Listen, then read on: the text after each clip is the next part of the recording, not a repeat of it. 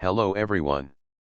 If we will click on the cell for Dr. Henampas, we cannot edit because the cell was locked and protected. The best we can do is to insert text box. Go to the toolbar and click Insert. In the right portion click the text box. Then drag the box according to the appropriate size. Then type the complete name of Dr. Henampas.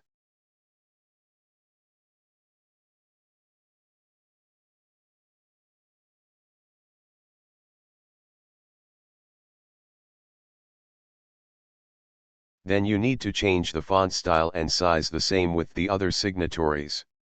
And choose the Arial narrow size 11.